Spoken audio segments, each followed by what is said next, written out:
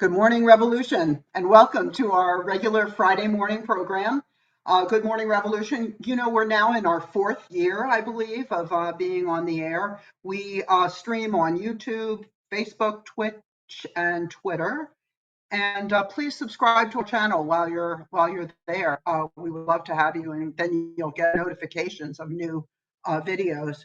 And today we're welcoming Eric, Braedon, and Cesar. Welcome all of you today. We're we always like to start out with a little bit of something from where you are. We have some geographic diversity here. So Eric, let's start with you. What's happening in your neck of the woods, the Midwest? So the Midwest is hot, but it's also hot because of the attempt to gerrymander the uh, the um, the heck out of us, so that we don't have any African American representation anymore. So that is the central struggle today, Uh-huh. and that's where we're at. All right, thanks. Yep, we're suffering from that in Ohio as well. Braedon, what's happening in New York State? You're in New York State, right? Correct, yeah, in the Finger Lakes region. The weather is fair, I'd say. I still haven't clued myself into what's going on around me Hmm. since getting back. So that's all I can say. The weather, it's okay now. All right. Okay. Well, I hope you're getting your rest and relaxation, and we'll get to the story that you've been through in a moment. Um, and Cesar, what's the latest in Pennsylvania? Hey, so Anything I'm in happening? Philly. Yeah. Hmm. Well, the weather, just because everyone's been talking about it, unpredictable and a little bit too warm for like my liking. So that's been like happening a little bit. I hope it cools down soon. As for what's been going on, a lot of like orgs are trying to mobilize around ICE resistance because we know that Philadelphia is like a target city and they've been increasingly aggressive in a lot of our immigrant neighborhoods. So there's like an effort around that. There's campaigns around trying to divest from the police. So there's like coalitions that are forming, and then there's also a lot of interest in like a housing struggle and housing campaigns for like rent control. So yeah, cool stuff going on.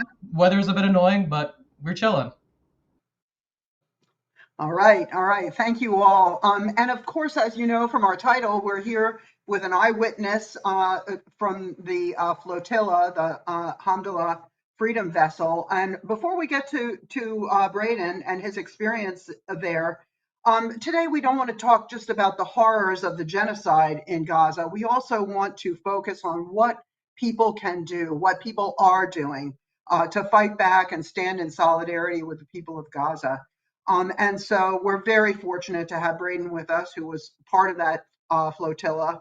But more on that later. Let's first talk with Cesar and Eric about something about the kinds of resistance efforts that have been made and will be made. And Cesar, I know that you were in one of the centers of protest against Israel's retaliatory war. At the university. Could you tell us a little bit about your experiences on one of those campuses, and how did the tactics then compare with the kind of what kind of measures were taken to protest the war on your campus?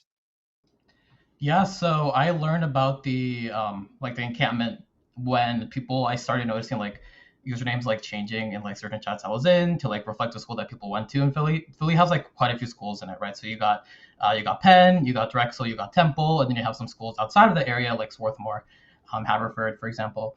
And when students started to, I mean, just doing the semester and trying to like focus on school and assignments and exams in the middle of a genocide is an insane thing to ask, really. So a lot of students started to mobilize and get together to do this encampment that would not only like include students from Penn, of which I'm a student, but also like students from around the Philly area. And that was quite like there isn't anything I think in my life that's really comparable to that. And I feel like when people talk to other people from other encampments, it's a very similar thing.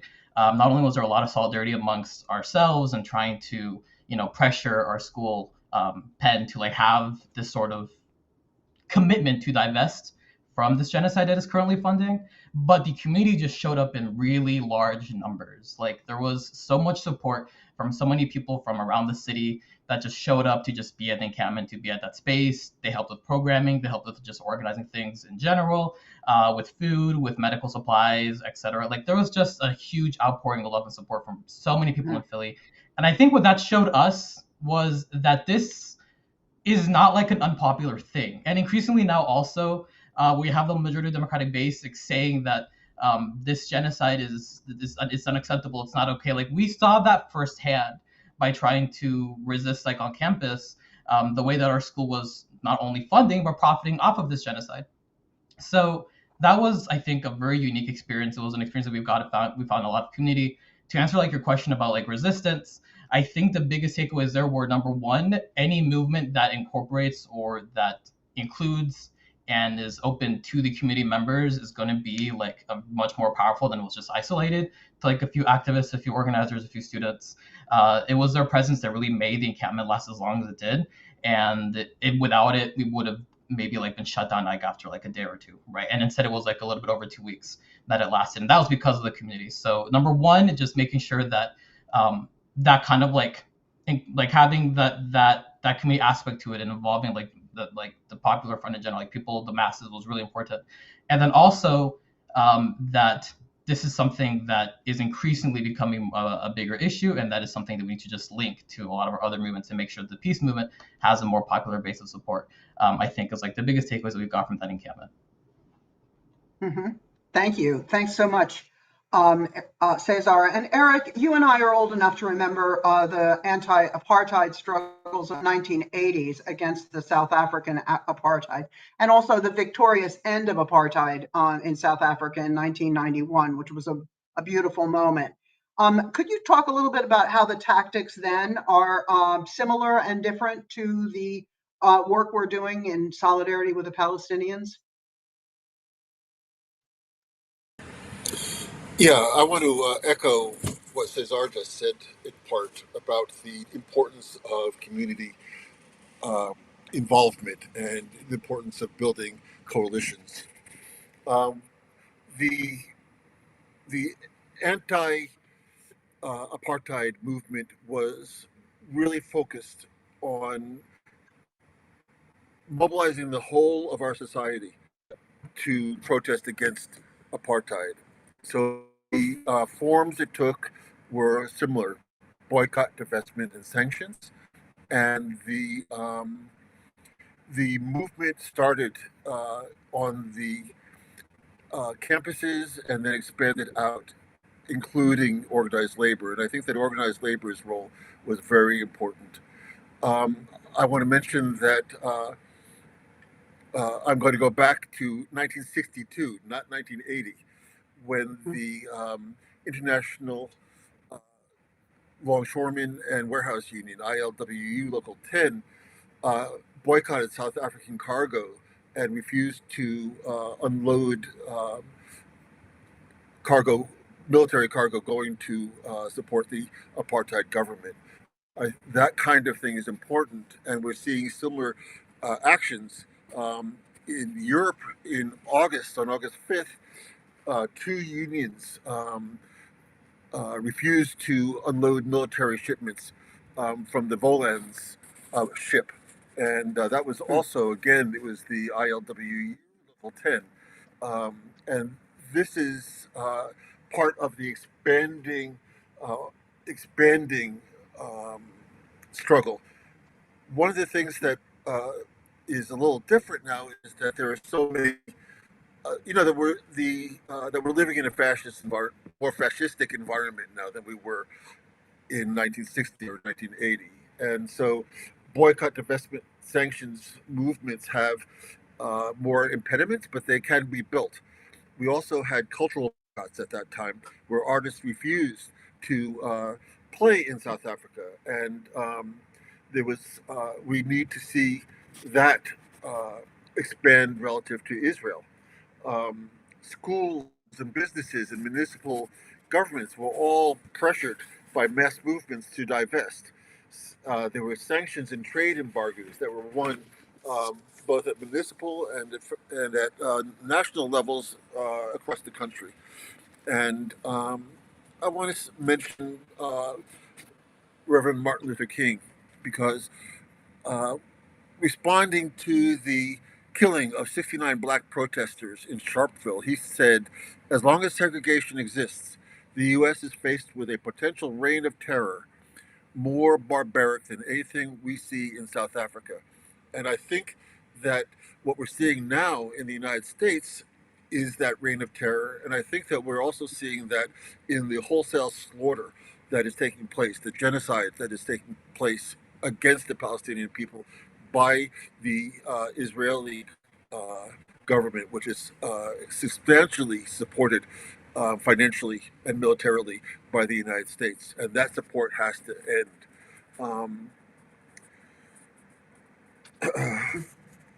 the the biggest difference is that at around apartheid we built the widest movement possible, and that there was no restrictions on who could go in or who was recognized as part of that movement for the liberation of the South African people. And we need to build that same kind of movement with no gatekeepers, um, and an invitation to everybody to engage in this struggle because the people of Palestine need a all-out support from the United States in solidarity their um, with their goals and with their liberation, and that solidarity has to continue until the people of Palestine are free. Thanks. Thank you, Eric. That's really that's a good point about the solidarity and the importance of coalitions. So, Braedon, let's turn to your experiences now on Malta. First, could you tell us a little bit about how you got involved with the Handala Freedom Vessel project, and yeah, tell us how it started for you. Yeah, I first got involved with the Freedom Flotilla Coalition last year while we were bringing the vessel from Norway. The Handala was originally a Norwegian fishing vessel. We had to bring it down to the central Mediterranean to prep for this cruise. I was part of that last year. Brought it from Ireland to Brittany and then through La Rochelle. Um, yeah, and I'm a seaman, so this is kind of what I do all the time. Just working as an at-sea activist. So just through the community, I was able to put in touch with FFC and was given the opportunity to skipper the vessel on this last leg. Excellent. And could you tell us a little bit about how what were you carrying to Gaza and who else was on board? I understand there were 21 people on board from all these representing all the countries who have supported Israel in their war against Gaza. But tell us a little bit about your experiences on board and what were you carrying? What were your goals? Our goals were, of course, to break the illegal siege of the Gaza Strip, um, and show the need for a humanitarian corridor by land, sea, and air. We were carrying baby formula, mostly baby formula, a small amount of food, like shelf-stable items, rice and flour and that sort of thing. We also had several prosthetics that were 3D printed in Canada. There's an operation going on to try and get 3D printing for children's prosthetics going on in Gaza and the West Bank, because as we know, Gaza is now has the highest concentration of child amputees in modern history. Mm, That's so yeah, but most importantly, we were carrying solidarity. We were doing this to show solidarity with the Palestinian people. right. Yeah, do you know, could you tell us where I was charmed to learn, actually charmed, I don't know if that's the right word, to learn about the origin of the name Handala. It's a long story. Are you familiar with that, Braedon? Yeah, I don't have all the names and Yeah, dates in the front of my mind right now, but it's yeah. the Handala was a sketch, a kind of a cartoon in the 70s and 80s in Palestine.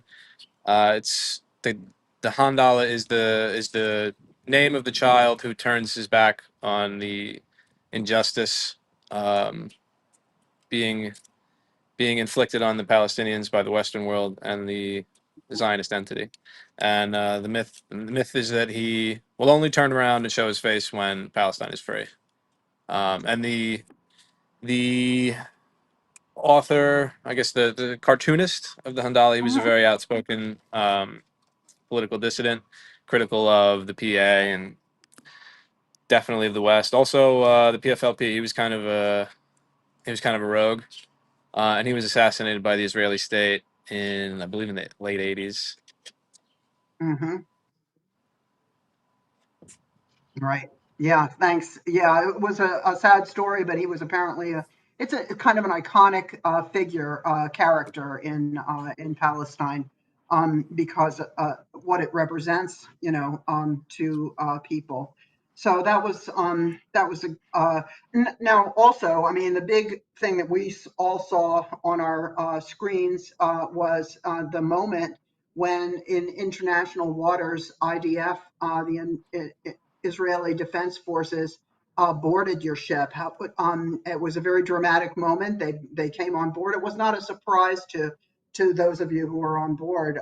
But could you tell us what that experience was like, and actually being in detention in Israel for a few days? I'm not even sure how long that was for you, but could you tell us a little bit about what that experience was like for you?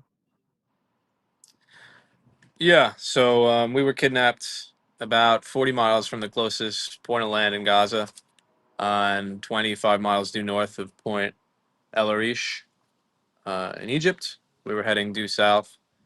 We were attempting to enter Egyptian waters and make safe passage through there when we were kidnapped at sea and forcefully taken to Israel.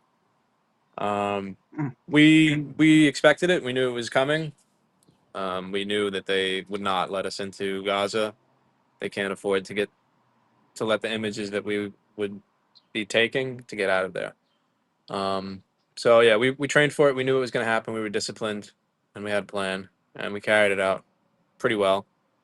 Um, yeah, and most of us, there were two Israeli nationals, dual citizens of Israel and the United States on board. They were released from detention pretty quickly, and the rest of us, for the most part, except for two others, were then taken to Givon immigration prison in central so-called Israel, and we were held there, most of us, for about 5 days, where we were on hunger strike mm, the whole time. mm. Wow. Well, yeah. Thank you so much for doing that for all of us and for Palestine. So let's follow up with Eric.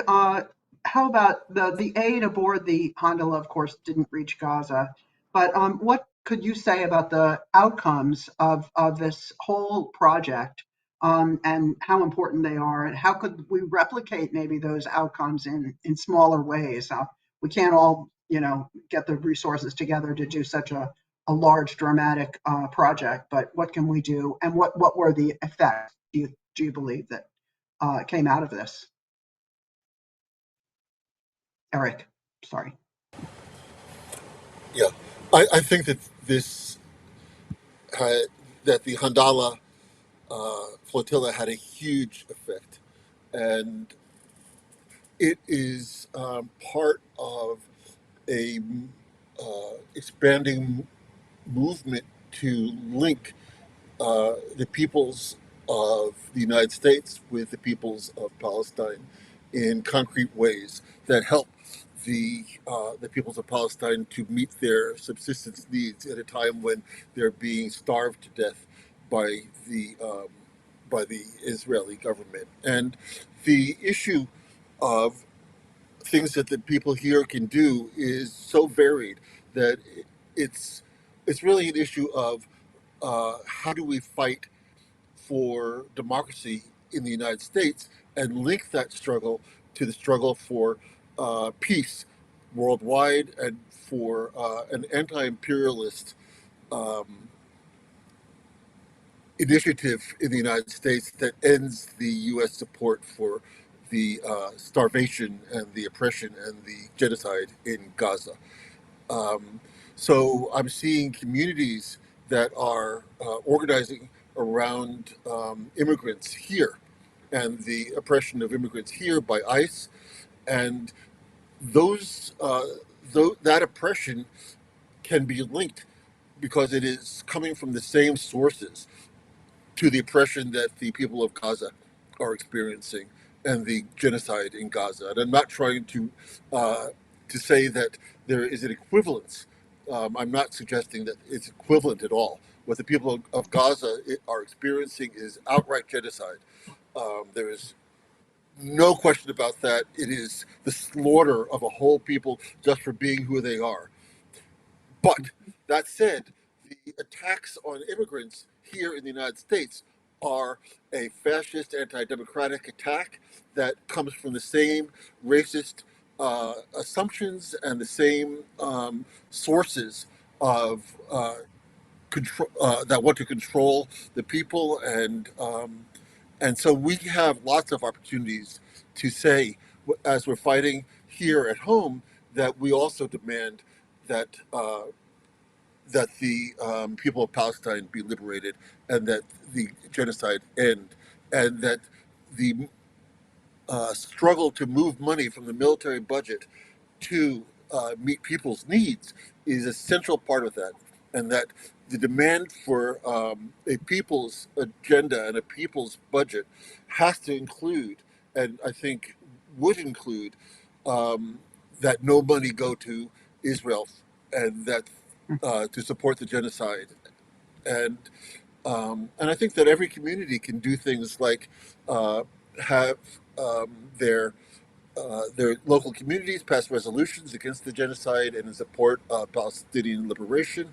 I think that labor unions have a special role to play because um, they can actually interdict the motion of money and of, um, of goods to some degree going to Israel. And I think that they also can mobilize their communities or our communities. As I'm a union member, so we can mobilize our communities. The African American community can be mobilized because we know what this feels like. We have been on the receiving end of both um, uh, attacks from the air and from this, and by the military and by the police on our own land.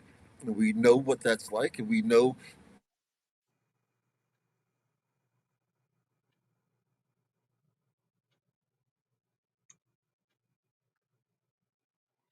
Is it me? Oh, is Eric frozen? Yes. Okay, sorry, Eric. Um, we hope we'll have you back in a minute. But I guess I'll move on to Cesar. Meanwhile, well, I wanted to talk about Project Esther. The detention and expulsion of Braedon and his fellow activists is kind of an extreme repressive tactic to quell protest. But it's also, as Eric has pointed out, it's happening right here in the United States too. This, grabbing people off the street, expelling them, and deporting them. And in fact, the Heritage Foundation has this Project Esther that is specifically targeting university protests in favor of Palestine. It makes it its explicit aim. It's spelled out in the Project Esther to make it toxic or illegal to stand up for Palestine on campuses and elsewhere. So that really, the detention and deportation of activists fits right into Project Esther. So I think, Cesar, that's going to really affect, that may affect what happens on campus this fall. And I know you're going to be going back to Penn this fall. What do you expect? Do you think there will be a chilling effect on the protests that you saw last year, at the end of the academic year? Well, I think that the biggest barrier to having something like the encampments repeat again has been that these schools, which had like these free speech policies and these open demonstration policies, and the ability to like stage a protest or to do something like an encampment without having like repercussions from the university, that has all been changed since those encampments like sprung up. So as a result, any student that may want to do something similar is immediately harassed by police from campus. They're harassed by admin. They're told that they don't have the ability to do this anymore. You can't actually have protests that aren't like permitted in the first place, which kind of removes the whole point behind having protests like that to begin with. So for a while, students have been trying to figure out, okay, we have like the space that we have on campuses is very limited. Where can we maybe make the most impact? Because there's still like this appetite, this desire to do something about the genocide, right? And Project Esther is a really big, also like the motivator into that because they are targeting students, admin, but also just orgs in general, nonprofits. They intend to go after anything that appears to be un-American, which is a tactic they will use against any org in general at one point, not just orgs that are trying to advocate for like a free Palestine. But as a result, a lot of students, at least here in Philadelphia, a lot of SJP chapters have started doing work that, for example, is more related to the actual communities that these students find themselves in, the city, and not just isolated to their campuses. Like there is an arms manufacturer here in Philadelphia, which Philly SJP has been doing a lot of work in trying to mobilize protests against. And I think that approach probably is the one that in the near future will make the most sense because the thing that Eric was alluding to earlier is that even though, and the necessary precondition for the statement is that, of course, these struggles are not comparable in any way, so many people in Philadelphia and big cities across the country understand how these systems of oppressions can be linked just because of their own personal experiences. Like in this city, all of these schools are major gentrifiers. They destroy whole neighborhoods like the Black Bottom in West Philly, destroy whole neighborhoods to expand their campus out there to expand their campus outward. They do not have any consideration for the working class people of the city. They do not pay property taxes, which are really in the Philadelphia specifically go to fund like the school district and schools in general. But Penn and other schools in Philly don't have to pay any of that, right? So a lot of people in this city understand that there are certain parallels behind things that are happening in Gaza and happening in the West Bank. And again, this is not comparable in any way at all. But even though this country is one of the most propagandized on earth, you living in the imperial core, it's hard to try to. It's a much. Let me rephrase that. It is a much more powerful thing to go to people, meet them where they're at, and speak to their personal experiences and make those connections for them.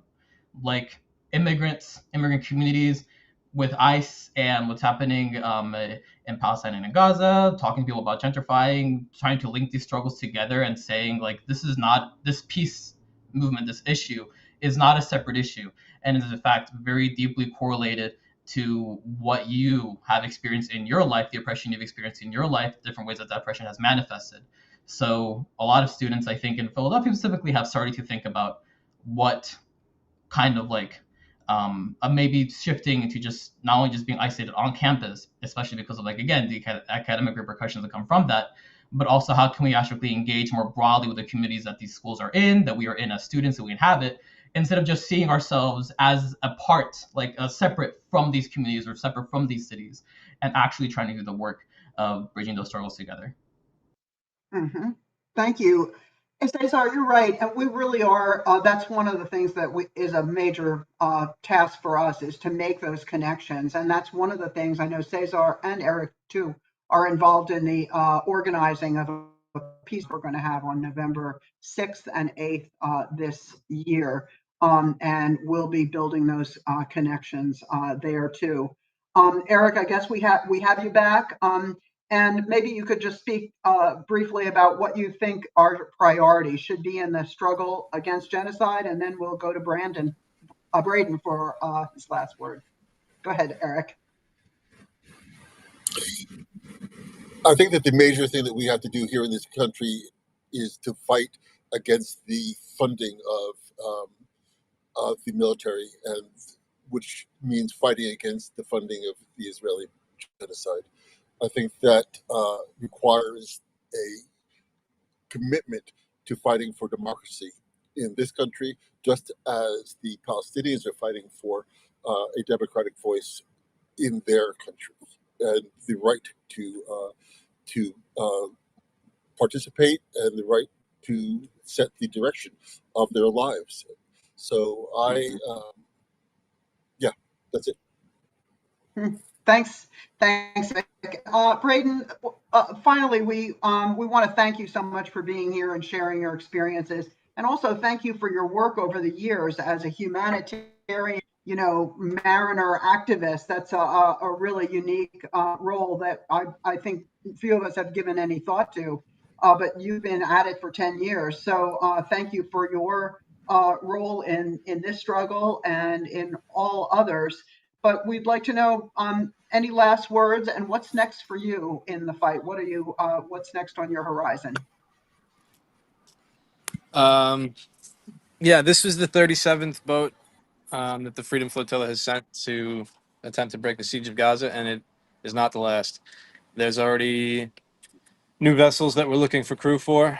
So, yeah, if you're looking for real material ways to show solidarity and challenge this genocide with your physical presence, get in touch with the Freedom Flotilla. There's also the Global Sumud, which is the Arabic word for steadfastness, which is same sort of mission, different organization. There's I believe the Thousand Madeleines. Madeleine was the name of the 36th boat.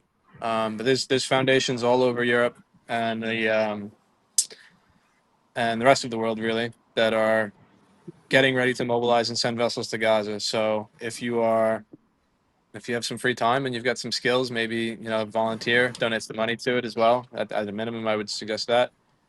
And yeah, I just wanted to touch on what Eric was saying regarding the port workers. That's in the United States. That's where we need to mobilize. We need to put pressure on our locals to stop handling Israeli cargoes and stop sending weapons overseas. The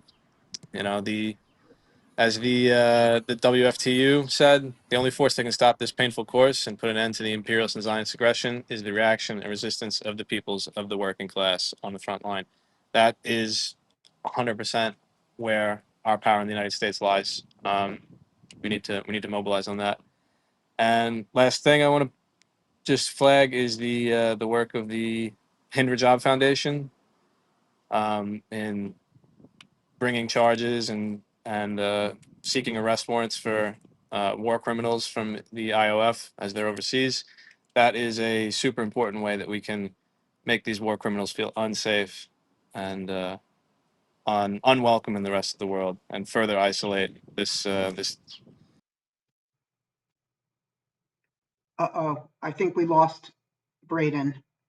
Well, he gave us some really good leads on where to go next. And what I think I'll do after this is try to find some specific links that people can. Braedon, you're back.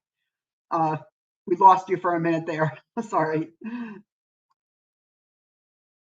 And now you have no sound. Are you muted? Oh dear, we can't hear you.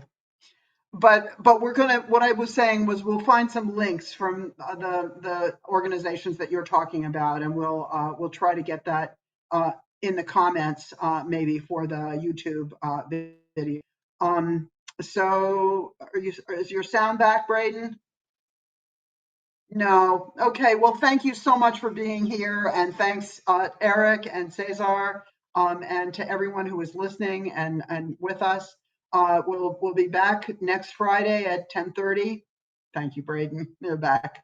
And in the meantime, what we always say at the end of a good revolution is stay strong, stay safe, and stay in the fight, especially this one. It's crucial. So thanks, comrades. Bye, everybody.